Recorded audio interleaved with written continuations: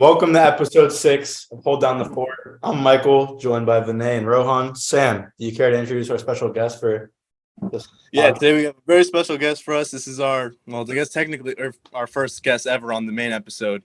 We've got Connor here. He's going to come in. He's going to give us his input on this NFL championship weekend, give us some of his bets because he's been on a tear recently, and some possible hockey talk, and I think a little preview of a very special surprise segment we've got coming for you. So, looking forward to having his segment on. Let's get straight into this. We got a packed slate. We're gonna start off with the NFL. We got, like I just said, championship weekend.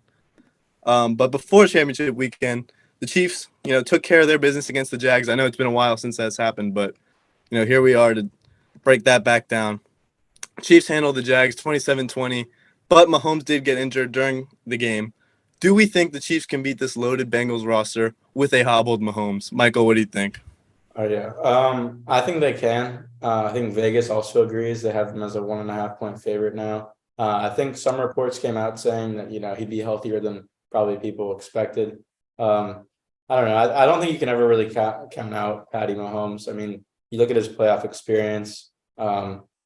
He's proven that he's elite, probably the best quarterback in the NFL right now. He's in my opinion, the best quarterback in the NFL right now. I think he has enough weapons around him to beat the Bengals. I don't know. I think if their defense shows up, I think this is going to be like the way I see the game playing out is I think both teams will be able to score. I just think whichever defense shows up and is I guess executes to a higher degree, limits mistakes. I think whoever can do that is gonna come out on top. But I think it definitely has a shot. I actually when we get to the best bet segment, I have the Chiefs winning this game. So yeah, I don't think you could ever count them out. So Definitely. No, in my opinion, it really comes down to the fact that I think that the Chiefs are going to really miss Tyreek Hill in this game. What we've seen from Mahomes in this offense this year with a whole new cast of weapons is that they've really matriculated the ball down the field. That's been their MO. And it's been very successful, number one offense in the league. But you saw less of those explosion type, take the top off type plays. And when you think of a coordinator like Lou Anarumo, he has the blueprint, basically, the Bengals defensive coordinator.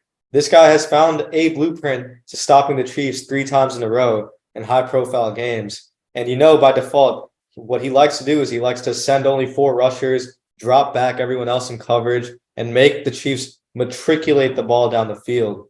And I'm thinking guys like Marquez Valdez-Scantling is going to have to blow up. You're going to need Isaiah Pacheco to get large numbers of yards after the catch. I think those big plays, those 2 players are going to really have to step up. But I don't think that the Bengals can. I mean, I don't think that the Chiefs can match the Bengals in terms of their offensive explosion. I think the Bengals defense is going to force them to matriculate the ball. I think Joe Burrow can still take the top off of this Chiefs secondary. And yeah, I see the Bengals winning this game. Rohan, what do you think?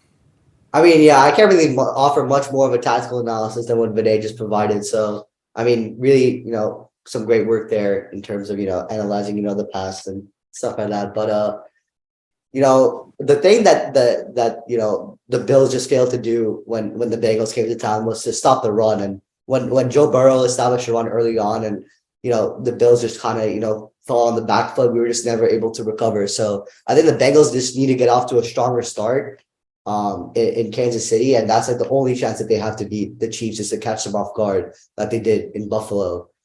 They showed that they could do that in a hostile environment. Let's see if they can go to Kansas City and do the same. But yeah, but I do think that the Chiefs will be able to stop the Bengals here. And I do see Patty Mahomes coming back and winning. Yeah, I agree. And we've seen, while you do say that, like, we got to remember, Joe Burrow is still 3-0 against Patrick Mahomes. 2 of those games have been in Arrowhead, or as the Bengals players like to say, Burrowhead. I feel like they're getting a little too cocky for my personal liking, and seeing Mahomes be healthier and healthier, I think he really has like a vengeance sort of sense to him. Like, he needs to come in, he needs to get revenge.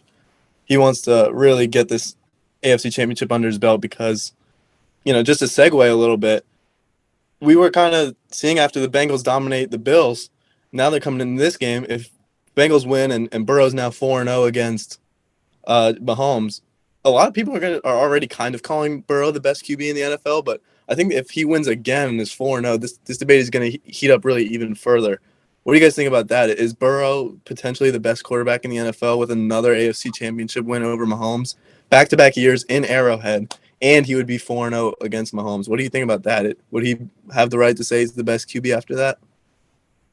Go ahead. It's a convincing argument to say that he could be seen as the best quarterback in the NFL. Me personally, I don't necessarily think that, if the Bengals win, it'll be solely because of his contributions. I think that, the question of who the best quarterback is extends further than wins and losses. I think, if you throw Patty Mahomes and you give him the ability to like throw to guys like Jamar Chase and Tyler Boyd and T. Higgins, like I think, we probably wouldn't even be asking this question right now. But yeah, I don't know. I don't think that the outcome of that game is going to change anything for me personally. I could understand how it would change for other people, but for me, I would still take Patty Mahomes over Burrow, and probably Josh Allen as well. Even if Burrow was to win this next game, You would take Josh Allen over Burrow? I think I would. Oh wow, okay. I used to think that, but I kind of stopped after seeing what happened this weekend. It's just looked like Allen was I don't clearly know. outmatched. Ever since Daboll's left, he's really been regressing since Daboll left for New York. Yeah, I don't know. Vinay, you have a Yeah, I don't think Joe Burrow is going to be the best quarterback in the NFL so long as Patrick Mahomes is still in the NFL. Yeah.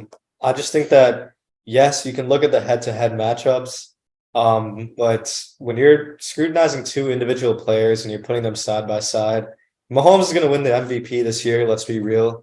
Even if he loses this AFC Championship, he is going to be sitting on two MVPs, a Super Bowl title, and 4 straight AFC Championship games. And another Super Bowl appearance, for what it's worth. Exactly, and another Super Bowl appearance. So the deck is already stacked in Mahomes' favor. It will be stacked after this game. Right now, the only thing that Burrow has is what may be back-to-back Super Bowl appearances and 2 straight head-to-head. But everything else, I think that he still has a long ways to go. I mean, Mahomes, the achievements that he's had, throwing for 50 touchdowns, I need to see that type of season from Joe Burrow to even have this conversation. I still think that Mahomes is leaps and bounds ahead of the rest of the competition. Burrow is close. He's extremely efficient, but, I just don't think that head-to-head will give him the crown over Mahomes. Yeah, I think there are things that Mahomes can do that Burrow will never be able to do in his career. I agree with that. I think that's what separates him. Rohan, you have anything? Rohan? Yeah. Not really, honestly. I think y'all just put it best. Cool. I agree with everything that was said. Yeah, I mean, unfortunately, a lot more people than I would like to see say that Joe Burrow is the best are going to feel that way. I just think all the accolades are in Mahomes' favor. And the only thing Burrow really has going for him is that, he would have all these wins against him. I think another factor that we don't look at as much is look at everything Joe Burrow has around him. We've never at any level seen him perform at a high level without a stacked deck. You go to LSU, you got Justin Jefferson, Jamar Chase, Clyde Edwards-Helaire, everything. Your O-line is defensive. You have Derek Stingley on the defense. Everywhere around you was talent. And then you get to the NFL, and the one year that you don't have the deck stacked in your favor, we don't even get to see you play really because you get injured. And then you come back, and now you've got Jamar Chase, who some say is the best receiver. And like you guys just said, you have all these other weapons. So I can't say he's the best until I see him do it without some weapons. Because I've seen Mahomes now. I've seen a whole year without Tyreek Hill, and he just got an MVP. So that's just important to consider that Mahomes has had Andy Reid. Andy's had the benefit of sitting behind Alex Smith in his career. Yeah, but now we've seen Joe Burrow's coach, and now everyone wants to give Joe Burrow's coach credit now and say that Zach Taylor is, he's a fine offensive. The narrative with Joe Burrow and Taylor is that Burrow is making Taylor look like a good coach. Yeah, that's fair. Say the same about Andy Reid and Mahomes. I think that's more of that's a valid point. It's definitely a valid point. Connor, what do you think? Anything to say about Joe Burrow over Mahomes? I personally like how Joe Burrow is a very resilient quarterback, how whenever he gets either slightly injured or major injured, he kind of walks things off. So I think that grit can help him bouncing back off of an ACL injury the way he did, going to a Super Bowl, certainly. I think Very that's impressive. going to help him a lot more than, Mahomes getting all this press about just a sprained ankle that he seemed to walk off pretty quickly. I agree, yeah. Yeah, so I think it's just the grit coming from Joe Burrow. And and kind of like when you're saying that, like we have to remember how much Joe Burrow gets sacked, even though the offensive line has been this year or better this year. I kind of harp back to the Tennessee game last year where he got sacked 9 times in a playoff game and still managed to win, which is always impressive. And he's good. Me personally, I can't call him the best until I see him, keep up these winnings, get some accolades, and do it when you don't have the cards stacked in your favor. Yeah. All right. I think that was a great conversation. On to kind of the next question. So the 49ers take care of the Cowboys. Pretty low scoring battle. Defensive war. Yeah, 19-12. So this is the second straight year in a row they've beaten them. How confident are y'all in Brock Purdy leading this 49ers offense to the Super Bowl? Do we think it's going to happen? I guess I'll start with you, Sam.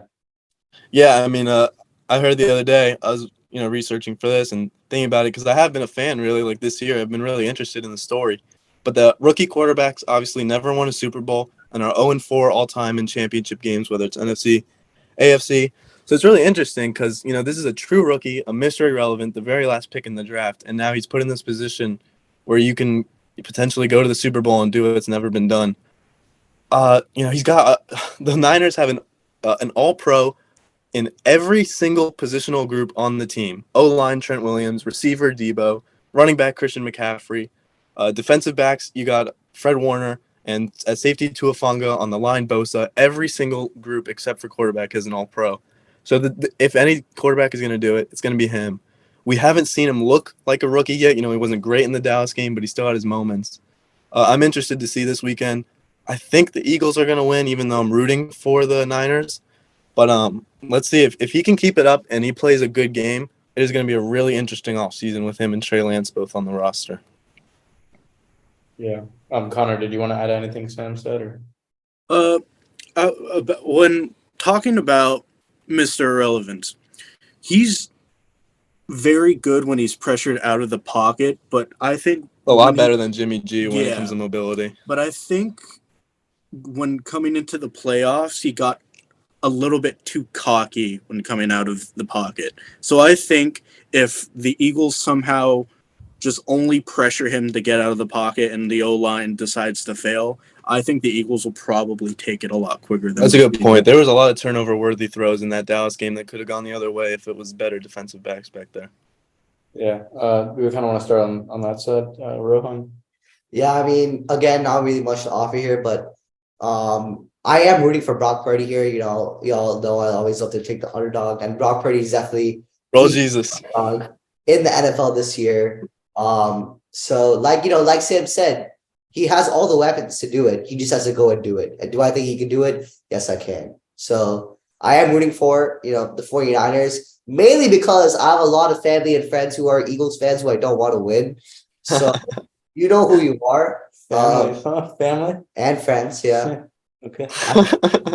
I do have a lot of family and friends. Yeah. So definitely, if the 49ers do pull it off, is going to be a testament to not only, Brock Purdy, but I think it's going to be more so what, the rest of the offense and the rest of the defense can do to kind of. Let's mention Kyle Shanahan and whatever he can scheme up to take the pressure off of Purdy. Exactly. Yeah. Like you said, he is a rookie. No matter what, if he's Mr. Irrelevant or not, he's still a rookie. So other people on the team are going to have to step up and kind of, help him out. And, it's going to be a team effort. I think if the team steps up, Brock Purdy will be able to, take them and beat the Eagles. But yeah, I am rooting for the 49ers to win. Yeah, I think just to touch on what Sam said earlier about, if Purdy pulls this off, he can maybe create a conversation in the offseason with him and Lance. I honestly don't see that happening, even if he plays outstandingly in this game. Let's not forget that the Niners traded up to get Trey Lance and invested a high draft pick in this man. And we still haven't seen him prove himself over a long span of time. He got injured this year. Who's to say that they wouldn't be in this position with him? And I'm honestly not that high on Brock Purdy. I don't see this NFC Championship game being close. I think that, we've seen him in the comfort of a home game, Kyle Shanahan system, but the Eagles defense is that's secondary. That's very fair. And I don't really see him being able to test that secondary with high level throws. I mean, you see the throws that he's creating, they're wide open receivers that are being schemed wide open. And against an elite secondary, in my opinion, the best in the league, I just highly doubt that there are going to be that many people wide open.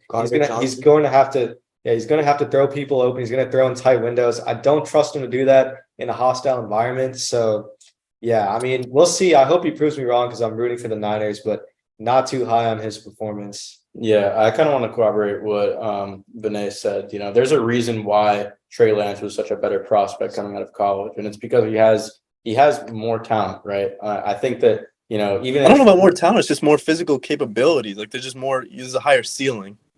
yeah, and talent, in my opinion. I don't know. I'm not very high on Purdy. I think it's very, very difficult for a rookie to come in and win that big of a game. There's a reason why I don't think like any rookie has won a Super Bowl before, right? History has a lot to say about that, and it makes sense too, right? Like it's not something that's easy. So yeah, I mean, the question is interesting though, right? Because the question we asked is, can Purdy lead them to a Super Bowl? And I think that, you know, this game might be close, in my opinion, but if it is close, I don't think it'll be Purdy leading them to it. It'll be more of a champagne for getting him there. I don't think that he's gonna, you know, make any fantastic throws to keep them in the game. I think if they have a chance in this game, it's going to be because he hit the wide open guys and he limited mistakes. It's going to be turnover. Turnover is the key. If you can hold yourself off from turning the ball over. Yeah. So to answer the question, if he is the one that's going to lead them to a Super Bowl, I would say no. I'm not even sure they're going to win the game. I probably would pick the Eagles if I was a betting man, which I am. So I am picking the Eagles. Anyway, next question. Eagles dismantle the Giants 38-7. A bit of an embarrassment for the Giants. I don't know. We didn't really think this game would be too close, did we? Yeah, I know we recorded, we dropped our pod last week. We kind of predicted this as well. But I guess the question that you proposed, Sam, is Daniel Jones, you know, a quarterback, one of the future for the Giants? I guess I'll just start. I don't think he is. I don't think he has like the talent to be a consistent top 10 quarterback in the NFL. When you look at his performance this year, he's not making like amazing throws or reads downfield. Most of the time, it's his first progression. He's throwing right to the primary receiver who's schemed wide open, right? I don't trust him to make big time throws in big time games. That's just me personally. I have never seen that from him. I don't think we will see that from him. So I don't think that he is a consistent option if you want to be a true Super Bowl contender. If you want to keep getting to like the second, maybe third round of the playoffs every year, you want to build like a huge supporting cast around him, maybe. But if you want to, I think, win a Super Bowl, you have to have someone who is a consistent top 10 NFL quarterback. I don't think he's that guy. Vinay.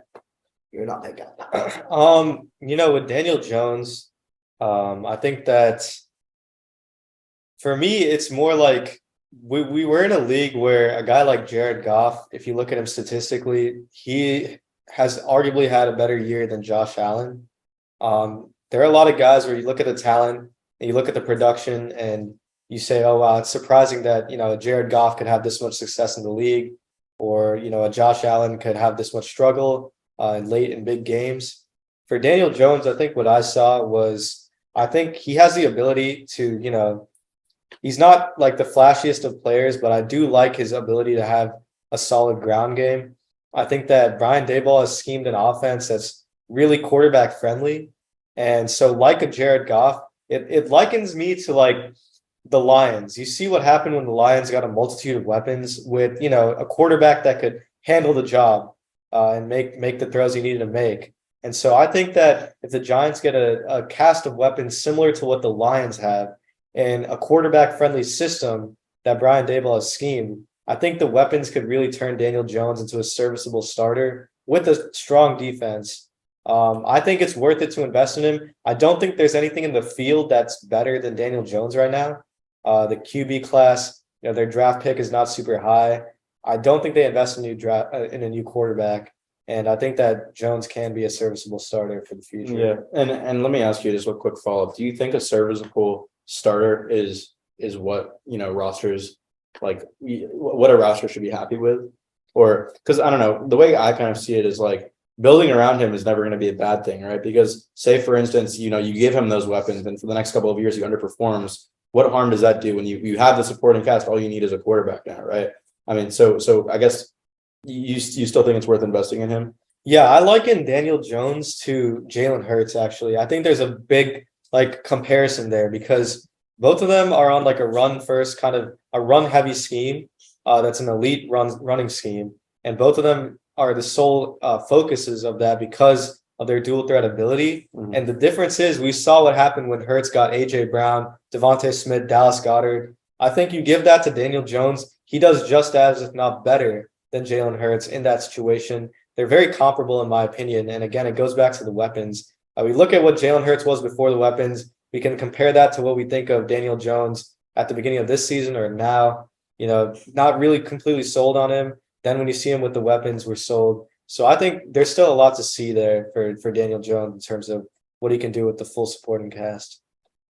Yeah. Would the rest of y'all kind of want to chime in? Yeah, it was really interesting because you get Dable in, and all of a sudden he's able to kind of erase all the problems that Daniel Jones had. The interceptions come way down, the fumbles basically disappear, so he's not turning the ball over, and he made a huge leap from year 3 to 4, and it's just really intriguing because this was the first year, and a quarterback usually pops in maybe the second year of a new coach's system, so I think next year is kind of the determinant for him, and with the question being, do I think he can be the QB1 of the future? I really don't know. Because, next year is going to be his year. He had no receiving help this year, like nobody. If you can tell me who Isaiah Hodgins was before about 4 weeks ago, props to you. More football than I do. And he had Saquon. That's a good run game. But really, you're throwing to nobody and still putting up some impressive numbers. So I think if they can get him a receiver, give him another year in the system and see how it is next year. Like Vinay said, there's nothing great in the field. The QB class isn't exactly elite. But when we looked at 2024 and we look at that QB class, Caleb Williams, Drake May, Quinn Ewers, Michael Penix. That's 4 off the top of my head right there. That'll all be in the draft that are, have looked to be more than capable. And I can keep going. Bo Nix, all these guys. So maybe you draft a QB in like the 3rd, 4th round this year. But I think next year is your final year for him. Franchise tag him because he is a free agent. So you give him the tag. It's like $20-something million, I'm pretty sure. Let him play out one more year. See if he takes another big leap. And if you're not satisfied with him after next year, then, turn to the draft then. Turn to whatever free agency is there, but I think that's when you can trade off of him. Not yet now. You got to give him one more year before you make a final decision. What do you think? I think that every year there's always going to be someone that's going to come either into the draft or into college that's just going to be, an outstanding person. And I think no matter what, there will always be a better quarterback that's going to come into the draft that will replace something or someone. So I think okay. just instead of just, either building off or building a whole team around a quarterback and trying to make that quarterback better, you would make a team more solidified and make it so that you can replace a player but still have a very solid team. So you're saying build around them and then look to replace him after you have a team in place? Like if he doesn't perform up to his standards? If he doesn't perform. Okay. Yeah, so I you get want to what have you a mean. solid team so you don't rely on one person. Right, and then so kind of the 49ers where you make QB friendly instead of QB centric, where you can put all these weapons around somebody so that you're not solely relying on their inconsistent play. I get what you mean. So imagine with the supporting cast that the Niners have. Imagine if they did find like a true QB1, right? Like I think we've been saying that for how long? 4 years now. Jimmy G, Doug Purdy, I'm saying, Trey Lance, I think that model of development is one that bodes pretty well. I don't know. you just got to have all the right pieces, but I think Daboll's the right guy to lead it. He seems to be an incredible QB whisperer. I'm sure we'll talk about this more in the draft, but what about a guy like Anthony Richardson, who Michael and I have talked so long for about how Josh Allen is the ceiling? If he's there, I think the Giants are 22, I want to say. Somewhere in that low 20s range. If he's there at 22, do you maybe take a chance on a project and let him sit behind Daniel Jones for a year, where you can groom him and develop him into a player that's somewhat similar to Daniel Jones? And, to the Josh Allen, who we all say is the ceiling, I think that could be an interesting topic should he fall that far. I don't think he will, But we'll definitely be talking about that more before April. Yeah, for sure. I think, does anyone else have anything to add on the NFL segment? No, nothing here. All All right. With that being said, let's transition into our college football segment for the week. Got some interesting questions. No real news other than one main topic, but just a couple little, debate questions, spark up some conversation. But most importantly, Jaden Rashada, the 4 to 5 star, ex-Florida commit, whatever you want to, depending on what side you want to use. Let's set the record that he was a 4-star. We didn't. Okay, 4-star. Sure, 4-star recruit. Actually, he did get. He's a 5-star on some sites. I mean, it depends where you look at. In the composite rankings, like everything taken into account, he's a 4. Like when they're all average. So I mean, I'll just go off that. Yeah, 4-star quarterback, industry standard. Yeah, ex-Florida signee Jaden Rashada, officially released from his national letter or from his letter of intent, and now he's back on the market. Odds favorites right now have his top 5 being Arizona State, Washington, Cal, TCU, and then a distant 5, Colorado. So those are kind of his top 5, with ASU being the current betting favorite. And, with you guys being Florida fans, it kind of ruined your whole quarterback situation for this year a little bit. Now you got to rely on Graham Mertz and Jack Miller for whatever that's worth. But where do you guys think that he's resigning? Like, and, he's on the market, probably the top quarterback still available. Where does he play next year? Well, number one, you can't forget the dual sport athlete that is Max Brown. I think he could actually maybe not start, but he could be a second string backup for this team, in my opinion. Sure. I actually have no idea how this quarterback room is going to play out at Florida. We're going to have a lot of talk about it before. Very interesting. Off season. There's no off season in college football. Shout out Josh Pate. But where do I see him going? It makes sense that ASU is in his top, like you said. His dad went there. Jones went there. He's not too. The coach has been on him forever too. I think it's. They said he was dating back to like middle school, early high school. Yeah, and he's not too far from home in Cali. Would not be totally shocked if he went to Cal Berkeley, but I don't think Colorado is out of the race. Definitely. Dion has done some crazy things with really, really high profile recruits. The only thing that I think is like creating an obstacle for me to say that he has a decent chance of going there is the fact that Shedeur Sanders is kind of the clear cut number 1 right now. And people make it seem like Shedeur's only going to play 1 year and then go to the draft. I don't know if he'll necessarily have a good enough season to the point where he can just do that. I think it's going to be 2 years of Shedeur. Yeah, exactly. And his is it his dad? Yeah, his dad is like the head coach, and you already know exactly. Yeah, you're playing like soccer or like any other record. He said it. Like he said straight up, Shedeur's your starting quarterback. Yeah, exactly. And you can compare this to like anyone out there that's played like sports as like when they were younger or whatever, and like the coach's son or daughter is on the team. Like you already know they're starting. They're probably going to be up top, trying to be like a huge star or whatever. And it's just like maybe it's not to the same degree in college football, and there's not the same amount of drama. But you do have to ask yourself, like he probably has his son's best interest in mind over Rashada's any day or Colorado. So. I actually disagree. I think Dion is like a type of coach that will make his son like earn the spot rather than just giving it to him just because he's his son. Like Shedeur isn't a bad quarterback. I just think that if Jaden, he was a 4-star coming out of high school, for reference. He was a 4-star, like a title 4-star. He's a fantastic quarterback, and I think if Jaden were to go compete with Shedeur, he would have a very, very good chance of making the starting position. But I don't think, just because Shedeur is Dion's son, like he has a starting position at Colorado. Oh, yeah, but I think it makes it easier for him, or at least as Rashad might perceive it that way. If I had to, it also doesn't help when he said this is your starting quarterback. Yeah. We'll see.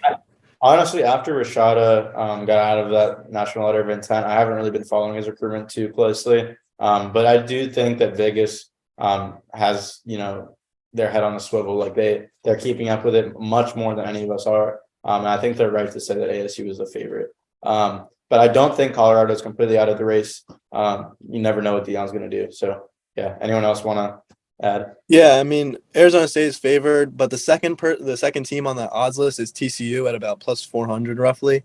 I feel like that's your best spot to play because Max Duggan obviously going to the draft, he declared. Sonny Dykes proved himself this year to be a great coach. They've attacked the transfer portal. They've attacked the recruiting trail. They're bringing pieces in. They want to be a team that perennially competes for a playoff spot in a Big 12 championship. I feel like that's his best spot to go for development and winning. But this is all what he cares about. Like, it depends on that. If he wants NIL money, I'm sure ASU could potentially compete in that sense. I don't think Cal, like, I feel like if he wants to win and develop, I feel like teams like Cal and like that are kind of out of the race. I think if it's not ASU, it's probably TCU. I guess I'm not completely opposed to Colorado being out of the picture because we know Dion can do some crazy things like he did with Cormani McLean. But my personal pick for him, like, it depends on what he wants. But if you do want to develop and you do want to win actual football games and possibly start right away as a true freshman, I feel like TCU is the best spot for you when you take everything into account, whether it's weapons, coach, location not too far from home. Texas is a bit far from Cali, but you got to do what you got to do sometimes. So I feel like TCU is kind of the best spot for him, play wise. You also have to recognize that Duggan and Rashada have very, very different styles of quarterback. Yeah, I actually don't mind Rashada's tape. Like, I went back and watched some of it, and he has very capable, physicals. He had a nice arm. He's good mobility in the pocket. I liked what I saw when I went and watched his. I just think it's like almost the complete opposite of Duggan, though, right? Duggan is more of like a smash mouth. Like if you let him run, he'll put his head down. I don't think Rashada's the same type of guy. I think Rashada's more of a Mahomes-esque passer on the run. He'll make some really nice throws that maybe Duggan wasn't seen making as much. So that is also an interesting way to kind of view it, right? Like I completely agree that that's probably a very, very good opportunity to make an early impact in this college. Yeah. It's just when you look at the type of quarterback Sonny Dykes just recently developed, it'd have to be a pretty big change. Although Duggan wasn't the starter coming into the year, though, you got to remember that it was a whole different system coming into week one with the previous starter before Duggan ended up taking that job. That's true. So we don't really know what his true system is that he wants to develop. Maybe he can transform it. Yeah, or at least sell that pitch to Rashada enough for him to go there. Right? Yeah, exactly. That's true. Yeah. All right. Does anyone have anything else to add? If not, we can get to the next question. So this next one is a bit of a hard one. So the college football season just ended. It sucks that it ended. It's my favorite sport to watch, but we're gonna already start to look towards next year. Do we have a top four way too early playoff predictions? I could go. I don't know if anyone else wants I've got some. Yeah, you go ahead. Go first. Not in any order, not in any particular order. I think it's going to be Bama is going to have a bounce back year under Saban. I think they just continue to reload. I don't think, Saban and Bama have been underperforming for their standards. I think that changes. I think Georgia makes it again. It's hard for me to imagine they don't make it. You lose Stetson Bennett, but, they could honestly have an upgraded quarterback next year. Brock Vandegrift, I believe, is the favorite right now to win that starting job. Yeah, and I think that'll be a pretty intense quarterback battle there. They'll find a guy that can do just as much as Bennett, in my opinion. And then outside of the SEC, I think Ohio State makes it. Ryan Day finally, beats Harbaugh after not beating him the last 2 years.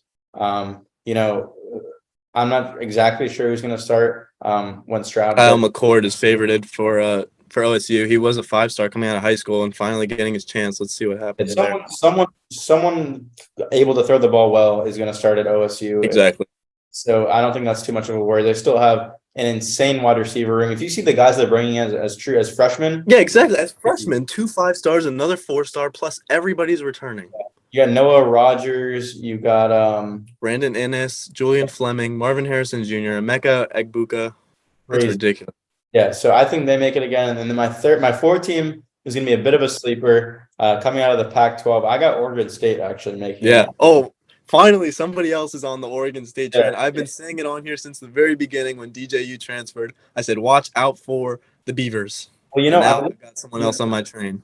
The reason I have them there, I actually looked at their schedule. The only tough games they have is Oregon, basically. It's and there's some others on there, but like Oregon is the main. Utah at home, and then they go to Oregon. That's it. If they can win, I think they'll win Utah at home too. If DJU is even serviceable with that defense, I think you've got a real team. Yeah, and I think they win the rest of their games. And if they win one of those games, I think they're in the Pac-12 championship with a very good chance of winning it. And if that happens, they're a one-loss team going into the playoffs, at most one loss.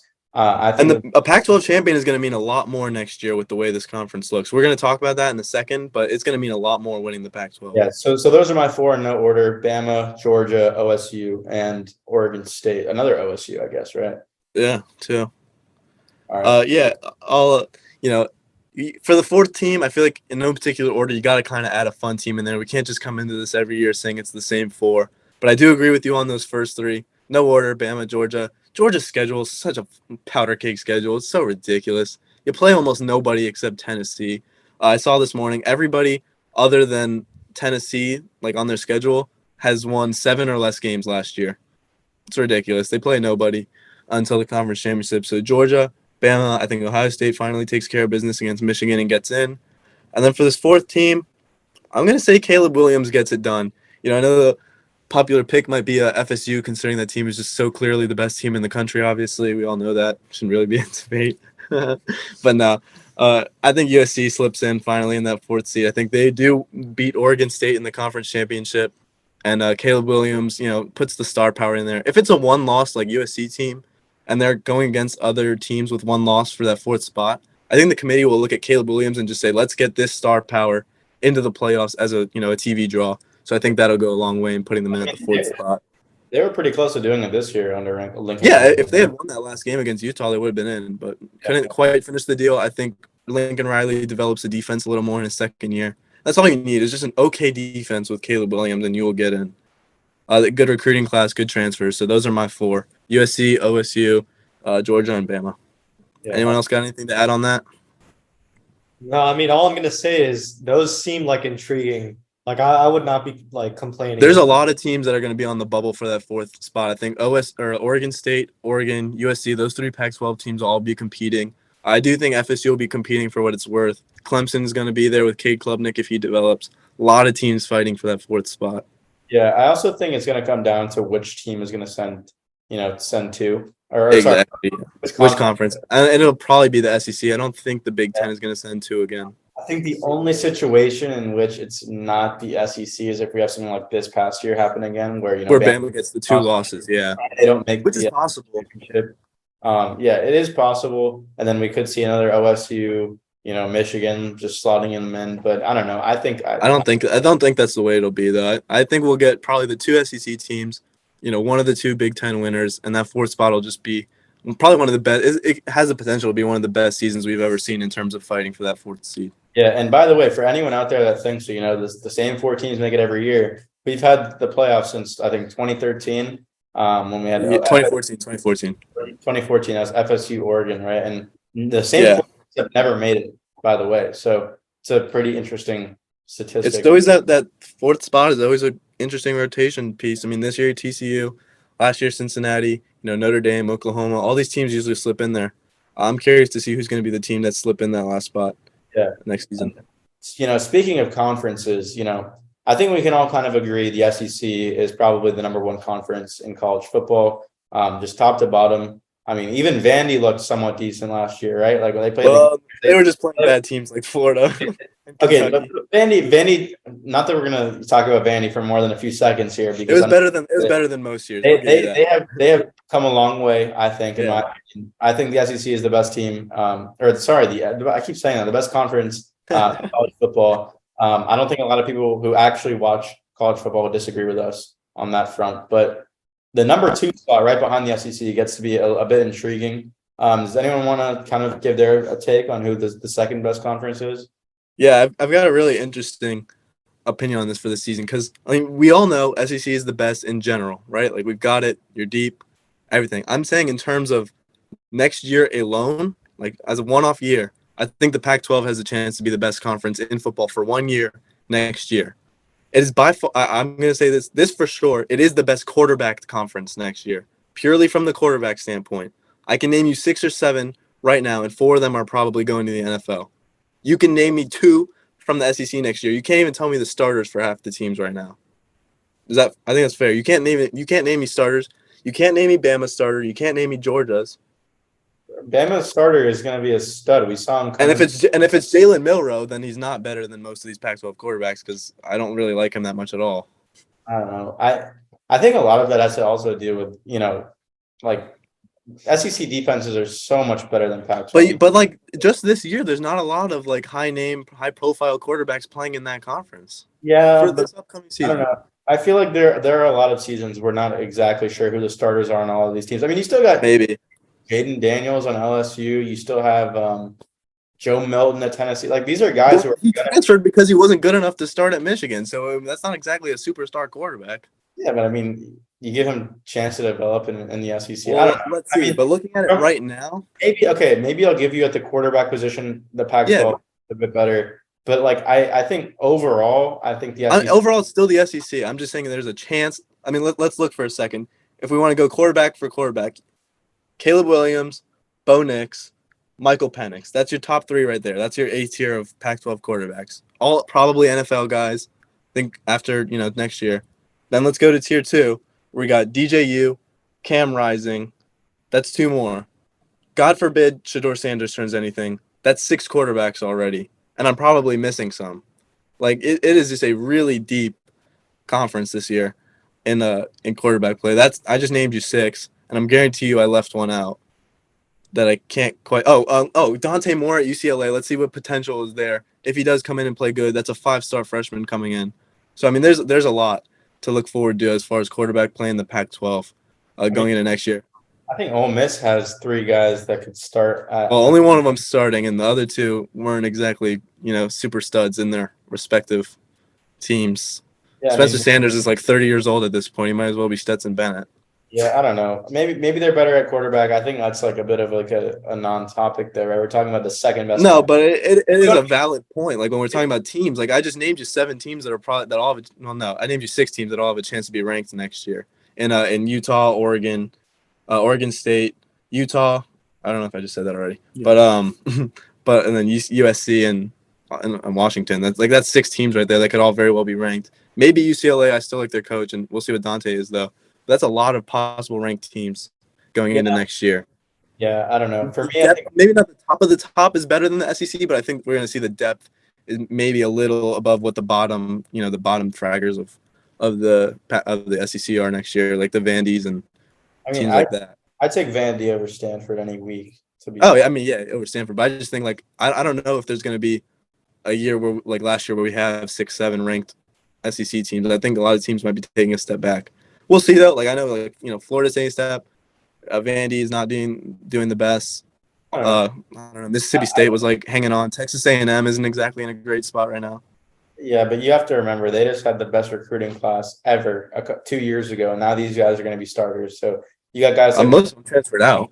Evan Stewart stepping up, He is a stud.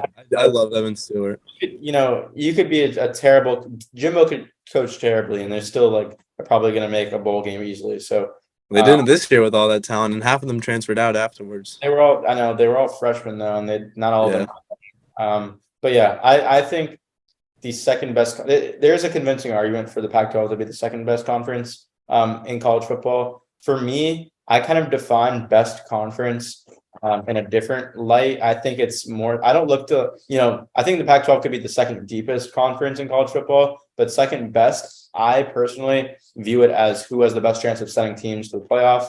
For me, that's the Big Ten. Just because I guess that's fair if that's the way you want to look at it. Yeah, exactly. If we're talking regular season, maybe the Pac-12 performs. Or the collection of talented teams. Like if we're just gonna say who has more better teams than if I match up the Big Ten against the Pac-12, Pac-12 probably has better teams. But yeah, you're right. If we're talking about playoffs, OSU and Michigan have a much better shot of making the playoffs. But I think after those two, and then after the Pac-12 is just deeper. But I get what you're saying. Yeah. The Big Ten is very top heavy, but possibly Penn State too. If Drew Aller lives up to the hype, we'll see what that's about. Yeah, Vinay, Connor, Rohan, y'all have any picks? For the Second best conference. I mean, I think from what I've heard between you and Sam, it's been a really intriguing discussion on the role of a quarterback, star quarterbacks in determining the caliber of the conference. And I think that in college football, necessarily, I'm not sure what the role of a quarterback can really be in terms of bringing your team from one point all the way to another. I think that from what I've seen, it's mainly a question of accumulating talent and accumulating all the talent in a certain area. And while the Pac-12 has done a good job accumulating quarterback talent, I'm just unsure of the other aggregate factors of building a dominant program, which we've seen in Georgia and Alabama, and now we're seeing upcoming teams like Tennessee and A&M trying to also bring together that extreme juggernaut of talent. Yeah. Yeah. Connor, do you have anything to add? Or we can go to our next. That's pretty well said between you three. Just Yeah. before we move on real quick, just because you mentioned Tennessee, I'm like a huge Nico Yamaleava fan. Like, I don't know, something about him is just really interesting. If Joe Milton goes out there and just kind of like stinks up the joint the whole year and like kind of is what Michigan fans expect him to be, which is not very good. Do we, Michael, I guess just for you, because you probably have a little more insight on it. Do you think there's a chance that some of these freshmen get to start mid or late season that are all these high-ranked recruits if the starters just start flopping? Like, look at Quinn Ewers. Like, if he just kind of sucks throughout the year, do you think they put Arch Manning in? But main focus on Nico. Does he get in if Joe Milton just starts sucking?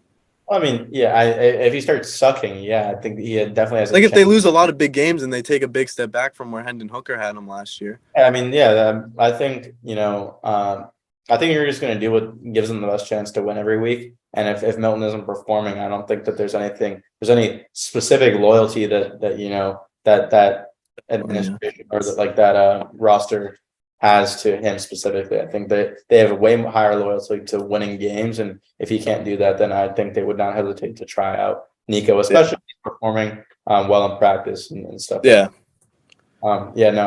Nico is a very, very interesting prospect. He's got the physical traits. I mean, he'll be really intriguing. Yeah, I don't even know about like the physical traits necessarily. He's just huge, crazy arm talent. Yeah, and he's got the size. Like he's tall, fine height. Yeah. So we'll see. But yeah, that's about all we got for college today. Wait, we got one more. Oh, do we? Oh my. Yeah. Oh yeah. Quickly, Okay. Yeah. We'll do that. Our 5 Power 5 conference champions for next season. Sam, do you want to start? Yeah. For the SEC, I think this is the Bama bounce back year.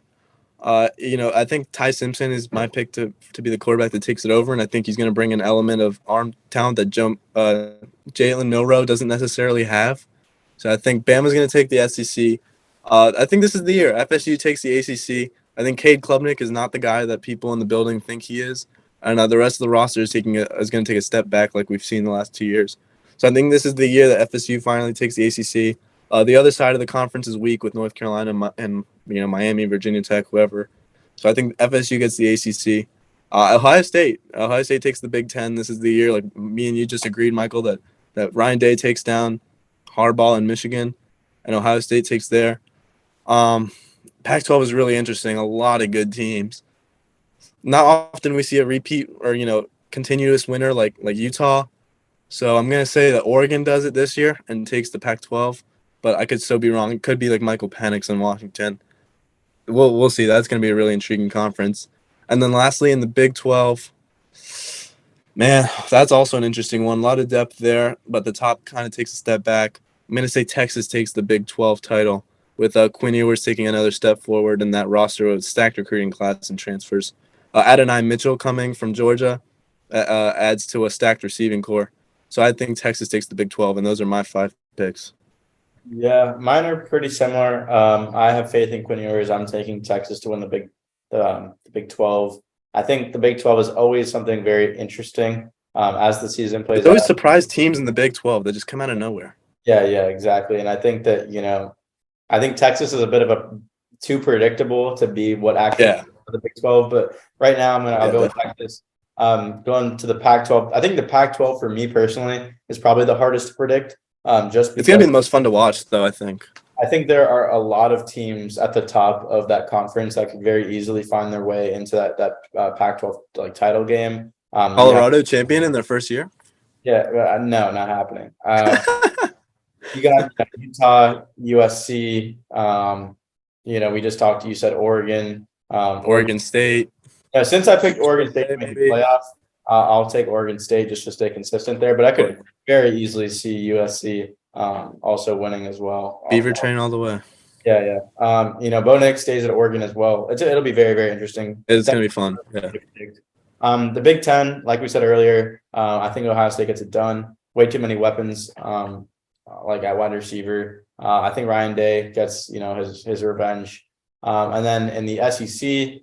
I'll take Bama as well. I think it's honestly a toss-up between Bama and Georgia. It is, yeah, it's definitely a toss-up. Bama has the harder path to get to the championship, but assuming they make it there, I think they can take down Georgia. But they are going to have to go through a little bit of a gauntlet like this year with Tennessee and LSU. Yeah, and then in the ACC, I think I got Clemson. I think That's a fair pick. Yeah. yeah, I think It hinges on Cade. yeah, I think FSU is like a top three team in the ACC next year, but I think Cade does enough for them. You know, Dabo hasn't had like the season we've known him to Yeah. like he hasn't been the coach we've known him as last few years, but yeah, I don't know. I think that their defense is just a lot better than FSU's. I mean, Yeah. We'll see how it progresses though, because Clemson is losing more on the defensive side than FSU is. I don't know. It's just like for me, it's very hard to see an FSU team that didn't cover against a Florida team. Right. Yeah. No. I think Not a lot of good teams covered in that bowl games though. Like I can't judge a preseason pick off of what they did in their bowl game. well, no, I was saying against UF. Like Oh, okay. Yeah. when we came into Doak, we were missing like 5 receivers, and we still covered. And obviously, it's a great win for that FSU program, a much needed win. But I think that's a game where, to me, you have to prove that if you really are serious about being a playoff contender the next year, that's a team that our team should have been put away in that game. I think Richardson. I think weird stuff always happens in rivalry games, though. I mean, we can never throw out the factor that you can really take your game to another level when you're playing someone you have that much animosity for. Yeah, at the end of the day, I think my pick is Clemson. Should also be interesting in ACC, but yeah, I got Bama, Clemson, Oregon State, Texas, and Ohio State.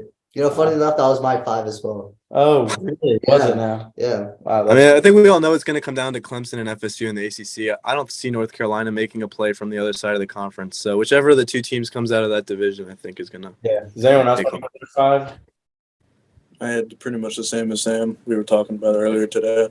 It's pretty much the same. That's fine. We're aligned here. Yeah, really good discussion. All right, I think to move on to the soccer segment. So basically, Rohan has just updated me live on a new transfer that just got locked in, Milan Skriniar to PSG. This guy is a unit of a center back. This guy makes PSG really dangerous. A lot of teams have been trying to get him, a lot of Premier League teams. And the fact that he's gone to PSG makes him a lot more dangerous because he is like not necessarily as old as some of the other defenders that they have. He gives them a lot of depth, and that's a big move. Him and Sergio Ramos at the back just really like fortifies the back line of PSG. And Marquinhos and Kimpembe too. They have 2 sets of like elite center back duos now. Yeah, I mean, if PSG doesn't, do anything in Europe and, it's not successful in the French league, that it just goes to show what an absolute failure of a team that they are. Yeah. But yeah, there's some other, some transfer news. This was just updated now by Fabrizio Romano, the Milan Skriniar news. But some other news, we got Trossard making his move to Arsenal from Brighton, I believe, right? Yeah. We've already seen him start a few games and he's been performing pretty well. Dan Juma to Tottenham. He got a goal today in the FA Cup match versus Preston. So good for him. We got Jan Sommer to Bayern, which is a little bit of a surprise move. Basically confirming that he is Manuel Neuer's replacement. So let's see, how long Manuel stays with Bayern. Obviously, he's one of the legendary keepers in history. So yeah, let's see what happens in Bayern. And besides players, we have Lampard, the manager of Everton, and Sean Dyche, I believe is how you pronounce the name, the manager of Ajax gets sacked based on bad form. So let's see what they end up doing. I think Sean Dyche is making a move to Everton. I think Fabrizio Romano reported that there's contract negotiations in place to secure Lampard's replacement by another manager who was just sacked in the Eredivisie. So let's see what happens there. But that's just some quick transfer updates. Another quick thing that happened with my team, Juventus. We are loading out the U.S. men's national team player, Weston McKennie, to Leeds in the Premier League. The Leeds management is basically building the U.S. men's national team and pitting them against the Premier League. So let's see what happens over there. I mean, this is great training for the U.S. men's national team, I guess, for the World Cup and Copa America, which is going to be happening pretty soon. But should be interesting. Wish him the best. can't wait to see what he does there, and looking forward to see what Leeds will do later this season. But with that, we're gonna kind of shift over to one of the better competitions in the world. I would say, there's a lot of talk about college football, the NFL, but in soccer, there's two very prestigious trophies that a lot of teams have to compete for, which is the Champions League and the Europa League. And we're going to start talking about the Champions League next season, but this week we're going to talk about the Europa League.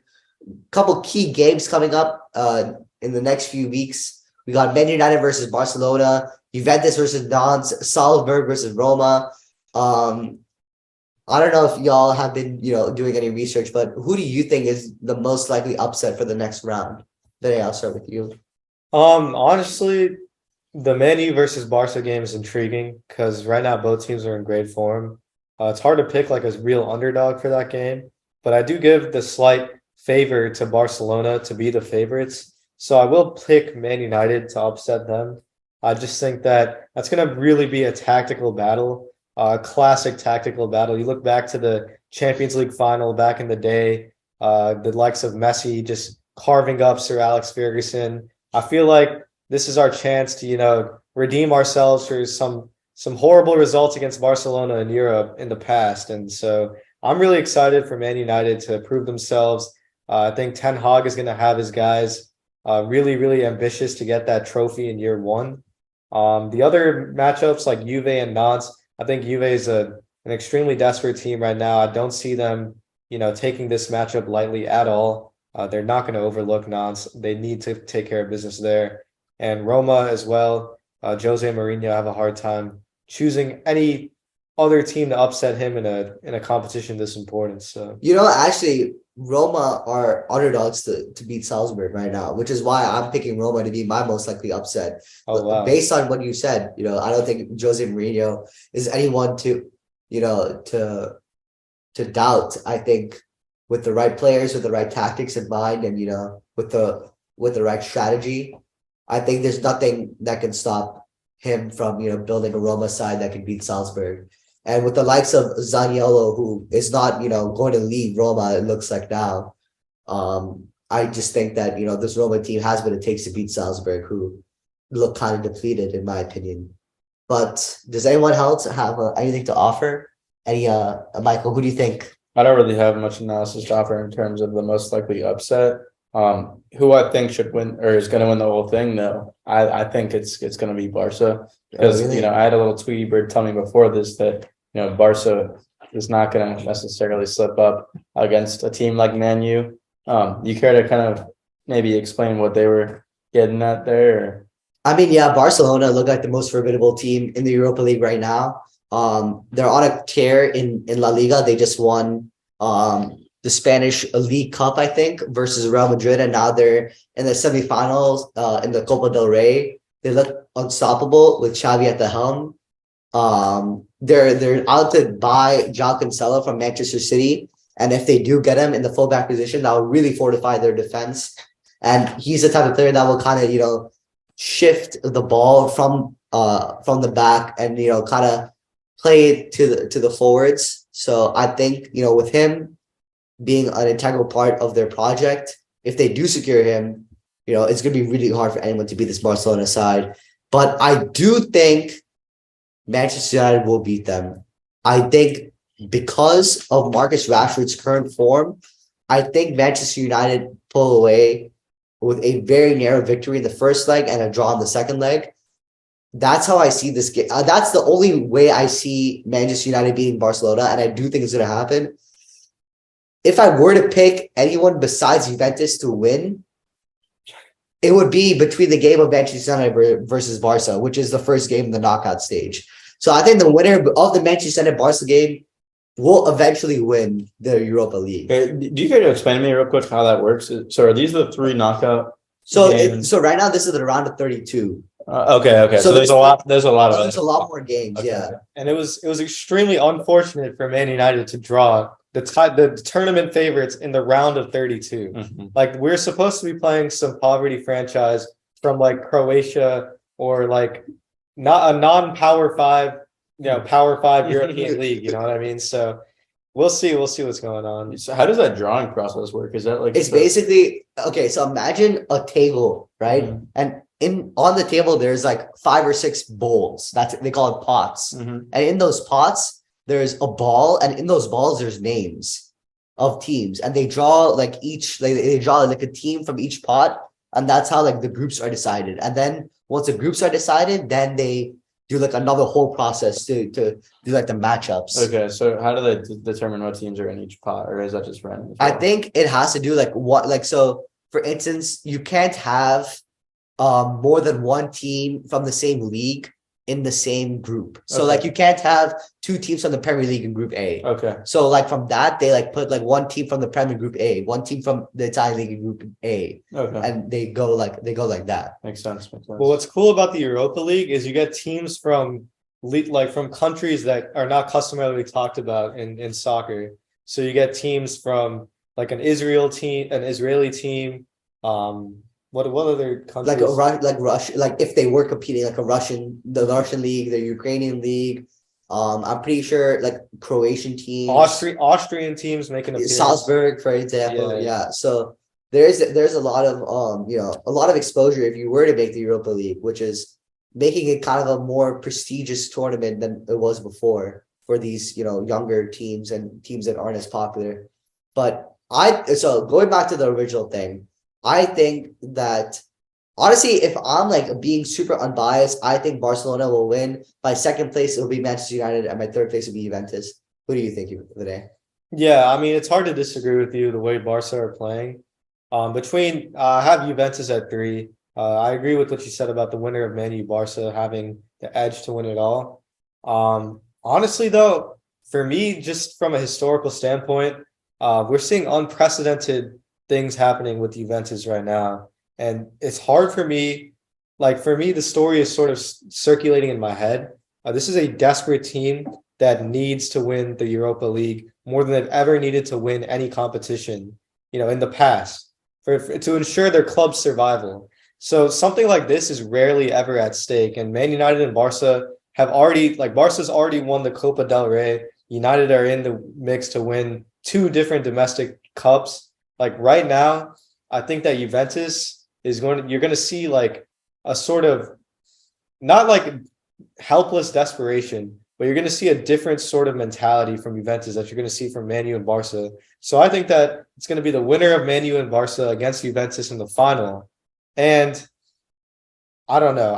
I'm going to call Man U to win the whole thing just because I'm a fan. We're in great form, and there's not much reason besides the fact that we're playing Barcelona. But beyond that, if we make it past them, I am very comfortable saying that we can make it to the final. I mean, I quickly, just for our viewers who don't know exactly what's happening with Juventus, we basically we incurred a 15-point penalty for faking our like accounting books, which I'll put my hands up and say we probably did it. But a 15-point deduction is one of the harshest punishments which I've ever seen in any European league for a team, who has given so much to the Italian league and has given so much to European football. Like for UEFA and to allow this to happen, and for the Italian league to allow this to happen, is a disgrace. And we have seen, an unbelievable amount of people canceling their subscriptions to like these websites to watch Juventus, like DAZN and Sky Sports. We've seen, I think they've lost over like 20 million euros just in cancellation revenue. So, we are responding in terms of fans. We are taking the appealing process very seriously, but it is what it is. And like Vinay said, the only reason why, to rephrase, the way that we survive, the only way that we survive continuing forward is by qualifying for the Champions League. And the only way we do that with the 15-point penalty is by winning the Europa League. So, like you said, we are going to be desperate to win it. I do think we can do it, but it's just very difficult for me to, obviously I want to believe in my team, and obviously I will always have them winning, but without being super biased, I just think with the likes of Manchester United, Barcelona, and their current form right now, it's just very difficult for me to, have Juventus winning. But let's see what you said. You said you see Juventus in the final thing, the winner of Manchester United, Barca. So if that were to happen, that'll be a fantastic final, and I think watchers of the Champions League who don't necessarily watch the Europa League will be tuning into that. But yeah, what were you gonna say, Michael? Yeah, I had a follow-up question. Outside of Juve, Man U, and Barca, who are the other formidable teams that could possibly win the Europa League? I mean, not many. I mean, like we were talking about, the Europa League is kind of allowing teams from countries that are not super popular, like the Croatian league and the Austrian league. I think a team like Roma, who won the Conference League last year under Jose Mourinho, who have players like Dybala in good form, Tammy Abraham in good form. I think they're a formidable team. Arsenal's in there. Arsenal Are dangerous. They're currently first in the Premier League. But right now they're in like a little bit of an identity crisis, I think, with these new signings. And I think Mikel Arteta just needs to, find his correct starting 11. And I think their title race is going to take them out of contention for this. yeah, I agree. I think they can do both. Yeah, they're currently in two competitions in the Europa League, and no, they're in three. They're in the Europa League, they're in the Premier League, and they're in one cup competition left. Yeah. I just think the pressure is going to boil over for them, and I don't think Mikel Arteta is going to be able to take Arsenal to the glory that they were expecting. That is another thing I do want. Maybe the last question I'll ask is, it's a very interesting dynamic we don't really often get to see in a lot of sports that we get to cover on the pod. Like for instance, in college football or the NFL, where teams are playing in multiple leagues. There's multiple different like super complex dynamics that they have to take into consideration. How does that kind of play into how teams are preparing? Do you prepare less for games in the Europa League if you're already doing so well in the Prem, or how does that trade-off kind of work? How big is that trade-off? I mean, it really depends on the manager. So if, let's say, I was the manager of Arsenal, I would kind of break down the competitions I'm in by importance. So I would say the Prem is the most important. I would say any European competition is followed very closely behind it. Then any cup competition is below that. So I would put more of my focus into preparing for my league, so the Premier League, and for any European competition, whether that be the Conference League, Europa League, or Champions League. In some cases, the Champions League may be more important than the league. In some cases, the league may be more important. In some cases, the cup competitions may be more important. But I would say across the board, I would say the league is your most important, then followed by the European and the cups. Going into the preparation, I would say it's pretty much the same, depending on the team that you face, depending on the tactics of the other team and how they line up against teams similar to yours. I can't really speak to like the exact preparation. I would say the training is the same, the tactics are a little bit different, but again, you do approach these games a little bit differently depending on the competition. Yeah, just to add to that, I think that it certainly depends on where the club's position is throughout the season. So it's definitely a flexible thing. You don't start the season saying, hey, this is the most important, this is the most important, this is the most important, right? Depending on how your season goes, things can go up and down that ladder of importance. Say, for instance, that you're not guaranteed top four, you're not in the contention for top four in the domestic league, right? And you're a big club like a Chelsea or a Tottenham or like Juventus, for example. Exactly. Your focus, right? Then all of a sudden the domestic cup becomes crucial because that's your only salvage point for a failed season, basically, in the Premier League. And same goes for like a Europa League. For a team that, is not in contention to win in their domestic league, the Europa League suddenly becomes their only way to salvage. So these competitions that at the beginning of the year are trivial become obvious all of a sudden so necessary because they're the only way to salvage seasons for teams that have so much money, so much on the line. We're seeing this right now for Juventus, for example. So like I said, we took a 15-point penalty, which makes it extremely difficult to make, the top four to qualify for Champions League next season. And the only way to do that is by winning the Europa League. Which is the end goal, right? Which is the end goal, yeah. The reason why we focus so much is because the reason why we focus so much on qualifying for the Champions League is because of the funding we get from UEFA and from the league. When we do qualify, it's like the reward that you get. Yeah. So now this is kind of like the only path you can really take, right? Because of the penalty, we don't have enough points to compete with the other top four teams, which is why we're putting more of a focus on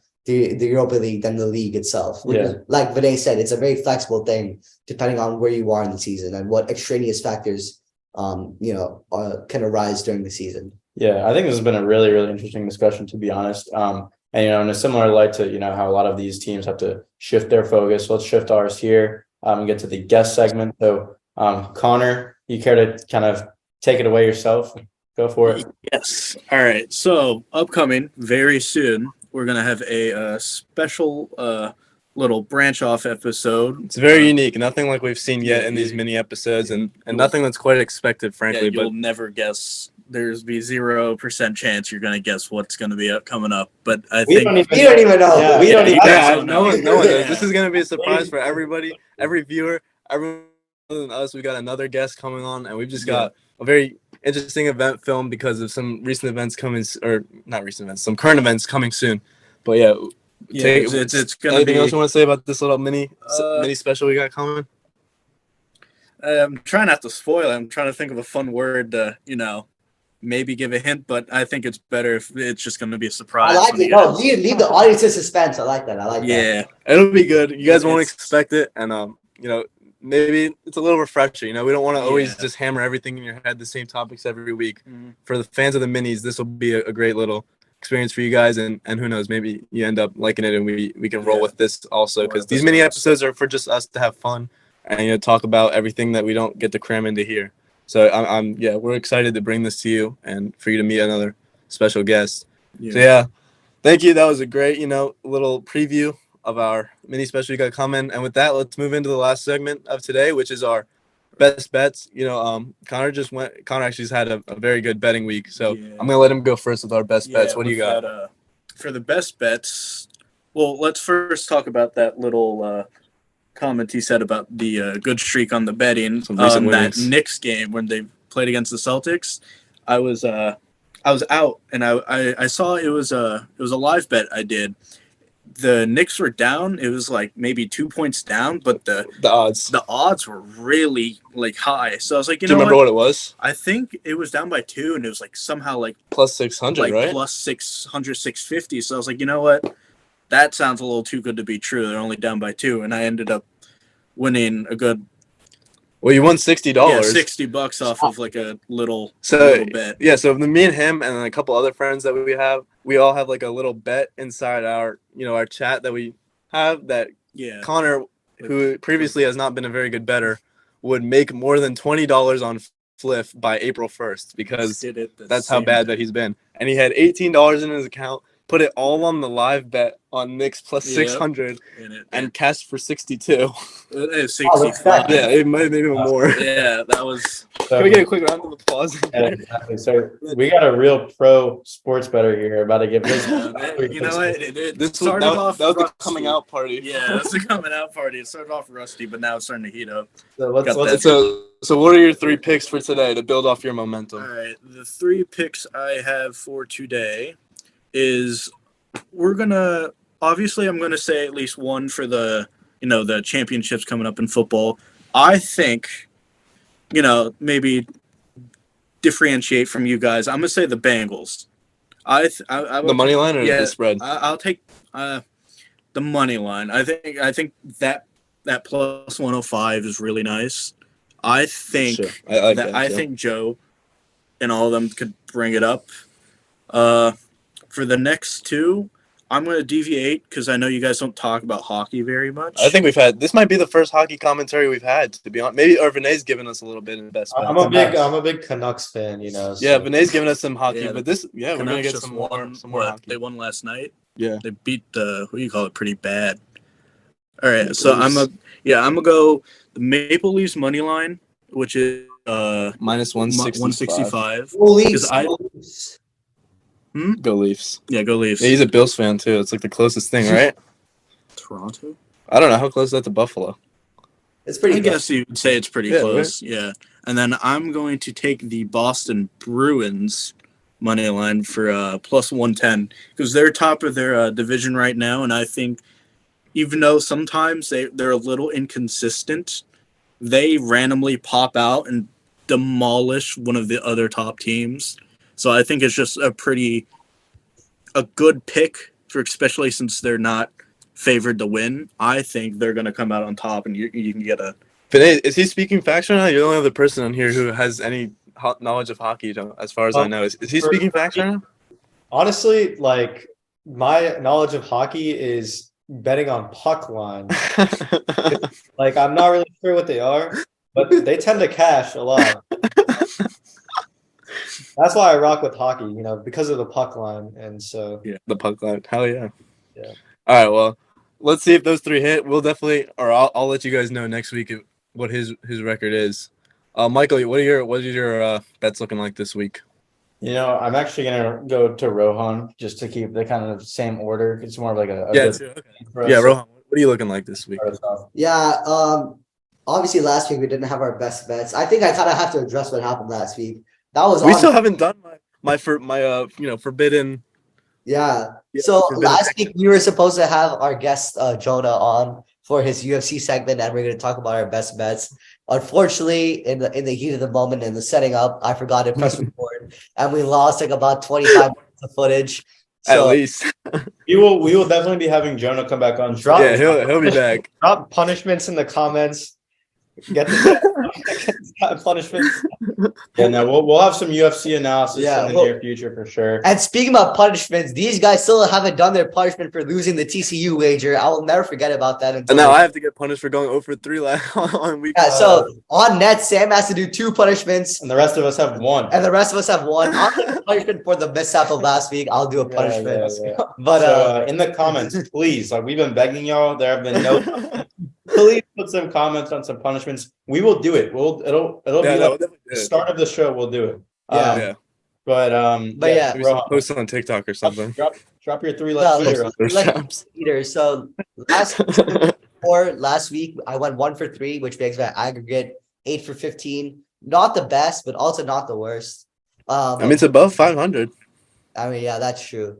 Hopefully gonna make it 3 for 3 this week. So my lock of the week is a line that isn't even up yet, but will be up shortly.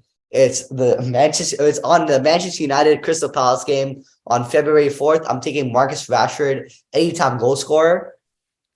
He was the first player in history to go 10 for 10, 10 goals in 10 games at home, just today actually. And he has never let me down. So I think, he will continue to score. He will continue to keep his good run of form. And against a formidable Crystal Palace team, which Manchester United couldn't get the better of a few games ago, I think Marcus Rashford will step up to the plate and put one in the back of the net. Is that 10 and 10 specific to Man U? Specific to Man U. Okay, at home. Yeah. Okay. Wow. Surprised no other guys have done it. Yeah. So that's my lock of the week. And that's my first bet. My second bet is a Victor Osimhen of Napoli. Also an anytime goal scorer versus Roma at plus 150. This guy is on a tear. He wears like a mask on his face that makes him look like Batman. And With the shiesty on. it's like I think he broke his nose or something, or like he broke his face. It's like the one LeBron. Yeah. So he's Okay. channeling like his inner LeBron energy right now, and he's tearing up the Italian league right now.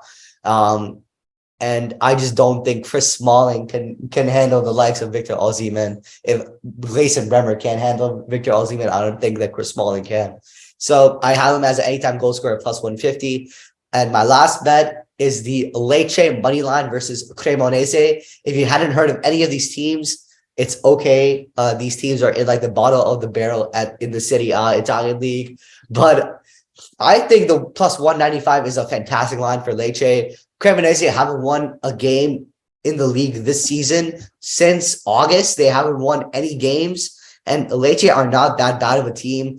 The last time they played, they ended as a 1-1 result, and it was a very close game. And I think Lecce will, just be more clinical and close out the game the next time around when they play at home. I think they play at home, but yeah.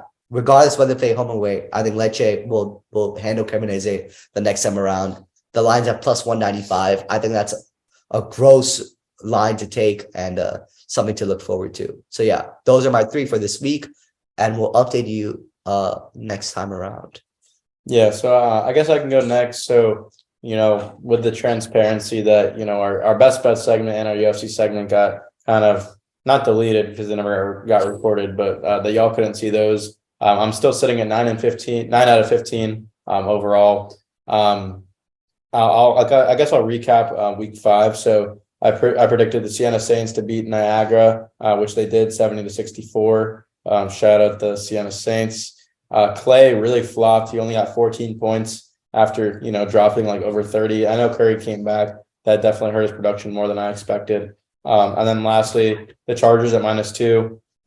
Sam and I said, last time when we thought we were recording, my TikTok rant that I posted on the official page, I was extremely pissed off that the Chargers could not cover. Yeah, we don't really want to talk about it. So I'm 9 out of 15 now, but this week I'm hoping to get back on track. So I got Brentford moneyline versus Southampton. Honestly, not too much reasoning here. This is one of those bets where you're just kind of like, okay, Brentford. I've bet Brentford in a couple of parlays, and they're one of the few teams that actually hits in most of those. Can I actually talk about this? Yeah. I think this is a great line to take because Ivan Toney's been in a great run of form, and Southampton have lost like 2 out of their last 3 games. So well, there you go. Yeah, I think the Brentford money line is a fantastic line to take. Yeah, I'm also taking the under in the Eagles-Niners game. I think that's going to be a defensive battle. Like we said earlier, Brock Purdy, I don't really have a ton of faith in him. Neither did Vinay. That's a game where a 24-23 scoreline would the over would hit. I don't even think it gets to that point. I think this is just a defensive battle all the way through. I think, whichever team can really start hot, it's going to be hard for the opposing team to kind of come back. And then lastly, I'll take the Chiefs money line kind of in opposition to Connor. I think Patrick Mahomes finally beats Burrow and the Bengals. And yeah, also just as a side note, right after this video, I think we're going to be placing a couple of first touchdown scorer parlays between those 2 games. Should be pretty fun. I don't know. I saw that one guy who got all 4 correct in the divisional games. He put like $5 on it, got all of them right, and he got like a $72,000 W, paid off all his college loans. So that's what we're trying to do. Yeah, we're in college right now, so maybe we do something similar, but we shall see. But Sam, how about you? I know I'm looking at your first pick, and it's very similar to one of mine. It's actually the same as one of mine. Yeah, Michael and I are locked in on the Chiefs money line. As much as I think that the Bengals are a loaded roster, I just am a hater. I just naturally am a hater. I hate on Joe Burrow. I hate on Jamar Chase. I hate on the Bengals. So, my hating instincts inside of me are telling me to take the Chiefs.